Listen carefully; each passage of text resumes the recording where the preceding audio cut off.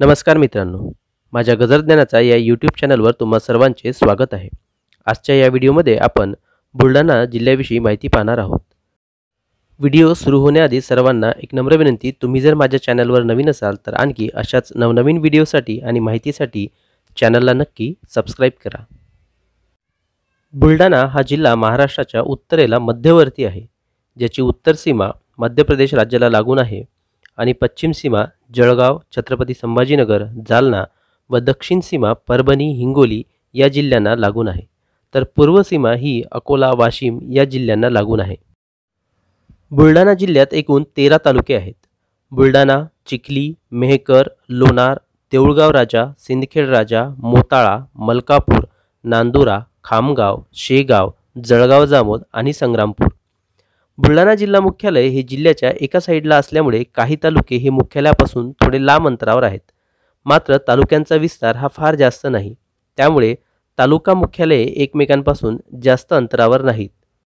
बुलढाणा या जिल्हा मुख्यालयापासून बुलढाण्यामधील तालुके हे खालीलप्रमाणे अंतरावर वसलेले आहेत। बुलढाणा ते चिखली 25 किलोमीटर अंतर आहे। बुलढाणा ते मेहकर हे अंतर 71 किलोमीटरचे आहे।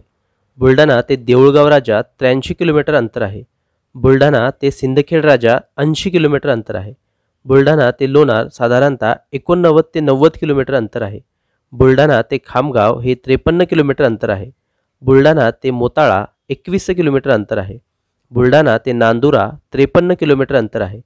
बुलढाणा ते मलकापूर 45 किलोमीटर, तर बुलढाणा ते शेगाव हे अंतर 70 किलोमीटर आहे। बुलढाणा ते जळगाव जामोद 81 किलोमीटर अंतर आहे। बुलढाण्यापासून संग्रामपूर हा तालुका 102 किलोमीटर अंतरावर वसलेला आहे। सर्वात लांब असणारा हा एकमेव तालुका आहे। जिल्हा मुख्यालयापासून जरी हे तालुके लांब असले तरी तालुक्यांमधील मुख्यालयांचं अंतर हे कमी आहे।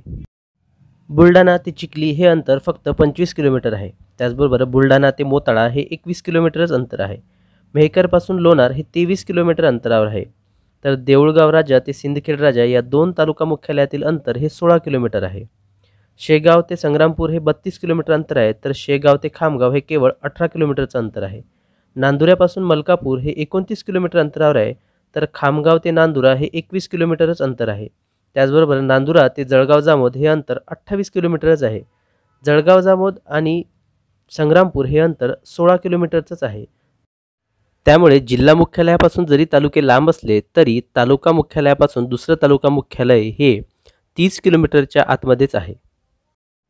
त्यामुळे कुठलाही तालुका मिळाला तरी तुम्ही त्याच तालुक्यातून किंवा दुसऱ्या तालुका मुख्यालयावरून किंवा एखाद्या मोठ्या गावावरून अपडाऊन करू शकता। बुलढाणा, चिखली, खामगाव, मेहकर, शेगाव, देऊळगाव राजा, सिंदखेड राजा, मलकापूर, नांदुरा हे शहरीकरण झालेले तालुके आहेत, तर जळगाव जामोद, मोताळा, संग्रामपूर हे तुलनेने कमी शहरीकरण झालेले तालुके असून मध्य प्रदेश राज्याकडील सातपुडा पर्वतरांगांमुळे थोडे डोंगराळ व दुर्गम भागात वसलेले तालुके आहेत। असे जरी असले तरी गावखेड्यामध्ये रोडची कनेक्टिव्हिटी बऱ्यापैकी आहे, मात्र मुख्य रस्त्यापासून थोडे आत असल्यामुळे जळगाव जामोद, मोताळा, संग्रामपूर या तालुक्यांचा पाहिजे तेवढा विकास झालेला नाही। मेहकर, सिंदखेड राजा, देऊळगाव राजा हे तालुके समृद्धी महामार्गाला लागून आहेत व समृद्धी महामार्गावर जाण्या येण्यासाठी या तिन्ही ठिकाणी एक्झिट आणि एंट्री पॉईंट आहेत। त्याचबरोबर या तीनही तालुक्यांमधून नागपूर छत्रपती संभाजीनगर हायवे गेला असल्यामुळे रोड कनेक्टिव्हिटीच्या बाबतीत हे तीनही तालुके चांगले आहेत। खामगाव, शेगाव, नांदुरा, मलकापूर या तालुक्यांमध्ये सुद्धा मोठे मोठे रस्ते मार्ग आहेत। शेगाव, खामगाव, मेहकर, पंढरपूर या मार्गाने हे तीन तालुके कनेक्ट झालेले आहेत, तर मलकापूर, नांदुरा, खामगाव NH6 ने कनेक्ट आहेत, तर मेहकर, चिखली, बुलढाणा हे सुद्धा रोडने कनेक्ट आहेत। खामगाव, शेगाव हे तालुके जळगाव जामोद, संग्रामपूर या तालुक्यांना रोडने कनेक्ट आहेत। त्यामुळे बुलढाण्यामध्ये जवळपास सर्व तालुके हे जिल्हा मुख्यालय व तालुका मुख्यालयाला चांगल्या पक्क्या रस्त्यांमुळे कनेक्ट आहेत। लोणार हा मुख्य रस्त्यापासून 10 किलोमीटर आतमध्ये आहे, मात्र लहान तालुका असल्यामुळे या तालुक्यातील प्रत्येक गाव हे 15 किलोमीटरपर्यंतच वसलेले आहे आणि लगेच लागून मेहकर तालुका सुद्धा आहे। त्यामुळे लोणार जरी लहान तालुका असला तरी येथे राहण्याची व शिक्षणाची बऱ्यापैकी सोय आहे। CBSE पॅटर्नच्या शाळा आहेत। जवळच सुलतानपूर नावाचे मेन रोडवर असणारे गाव आहे, तेथे सुद्धा शाळांच्या व मेडिकलच्या चांगल्या सुविधा उपलब्ध आहेत। मेहकर हा थोडा मोठा तालुका आहे, मात्र रोडच्या कनेक्टिव्हिटीमुळे तुम्ही तालुका किंवा जवळचं मोठं गाव यावरून अपडाऊन करू शकता. मेहकरमध्ये राहण्याची चांगली सुविधा असून शाळा, दवाखाने यांची सुद्धा चांगली सोय आहे. नागपूर छत्रपती संभाजीनगर हायवे व समृद्धी महामार्ग यामुळे महाराष्ट्रातल्या कुठल्याही भागात मेहकरवरून पोहोचता येते. मातृतीर्थ, सिंदखेड राजा व देऊळगाव राजा हे दोन्ही तालुके एकमेकांपासून 15 किलोमीटर अंतरावर असून मुख्य रस्त्यावर आहे. त्यामुळे येथे राहण्याची चांगली सोय आहे. त्याचबरोबर शिक्षणाची सुद्धा चांगली सोय आहे. देऊळगाव राजा तालुका जालना जिल्ह्याला लागून असल्यामुळे जालना सीमेकडील शाळा जर तुम्हाला मिळाल्या तर तुम्ही जालना जिल्हा मुख्यालयी राहून सुद्धा देऊळगाव राजा येथे अपडाऊन करू शकता. जालना ते देऊळगाव राजा हे अंतर फक्त 30 किलोमीटर आहे. त्याचबरोबर सिंदखेड राजासुद्धा जालना शहरापासून 34 ते 35 किलोमीटर अंतरावर आहे. चिखली, बुलढाणा, खामगाव, शेगाव हे तालुकेसुद्धा राहण्याच्या, शिक्षणाच्या व दवाखान्यांच्या दृष्टीने सोयीचे आहेत. तालुक्यापासून शेवटचे गाव फार फार तर 40 ते 50 किलोमीटरवर वसलेले आहे.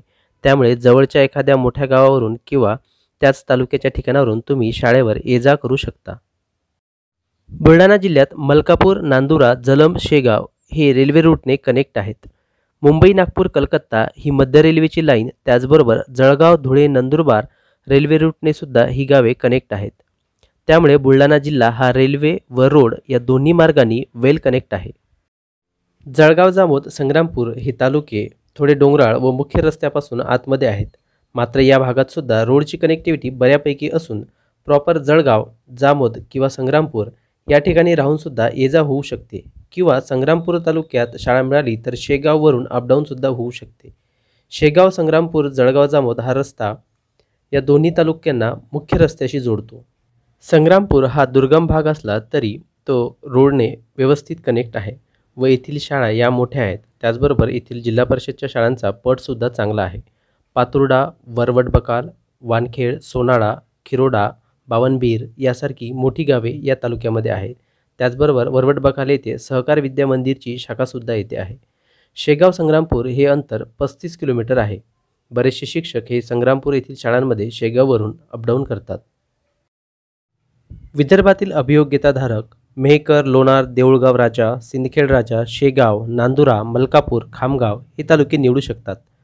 अकोला भागातील अभियोग्यताधारक त्यातही तेल्हारा, अकोट येथील उमेदवार जळगाव, जामोद, शेगाव, खामगाव हे तालुके घेऊ शकतात. तर बाळापूर, पातूर येथील अभियोग्यताधारक शेगाव, खामगाव, नांदुरा, मेहकर हे तालुके निवडू शकता. त्याचबरोबर वाशिम जिल्ह्यातील रिसोड, वाशिम, मालेगाव येथील अभियोग्यताधारक लोणार, मेहकर, देऊळगाव राजा, सिंदखेड राजा, चिखली या तालुक्यातील शाळा निवडू शकतात. जळगाव जिल्ह्यातील त्यातही बोदवड, भुसावळ, रावेर, यावल, जळगाव, जामनेर येथील मंडळी मलकापूर, मोताळा, नांदुरा, शेगाव या ट्रेन रूटने कनेक्ट तालुक्यांची निवड करू शकतात. त्याचबरोबर मुक्ताईनगर, रावेरमधील उमेदवार मलकापूर, जळगाव, जामोद या तालुक्यांना लागून असलेल्या भागातील शाळा निवडू शकतात किंवा ट्रेन रूटने जे तालुके कनेक्ट आहेत ते तालुके निवडू शकता.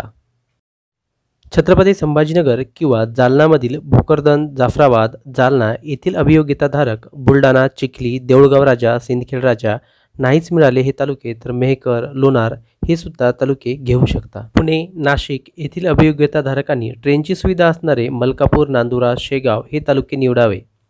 त्याचबरोबर त्यांनी देऊळगाव राजा, सिंदखेड राजा, मेहकर या रोडने कनेक्ट असणाऱ्या तालुक्यांना सुद्धा प्राधान्य द्यावा, कारण येथून पुणे, नाशिकसाठी ट्रॅव्हल्स उपलब्ध असतात.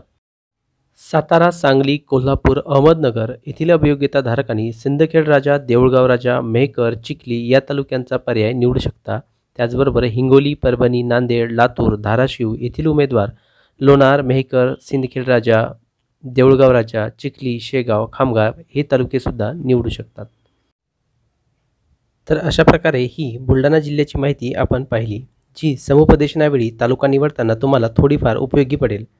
आता आपल्या मनात कितीही इच्छा असली की मला हाच तालुका मिळावा किंवा हीच शाळा मिळावी, मात्र समुपदेशनवेळी आपला नंबर येईल तेव्हा जो तालुका आणि त्या तालुक्यातील ज्या शाळा रिक्त असतील त्याच शाळा आपल्याला निवडाव्या लागतात. माहिती आवडली असेल आणि तुम्ही जर माझ्या चॅनलवर नवीन असाल तर अशाच आणखी नवीन माहितीसाठी चॅनलला नक्की सबस्क्राईब करा, व्हिडिओला लाईक करा, शेअर करा. धन्यवाद.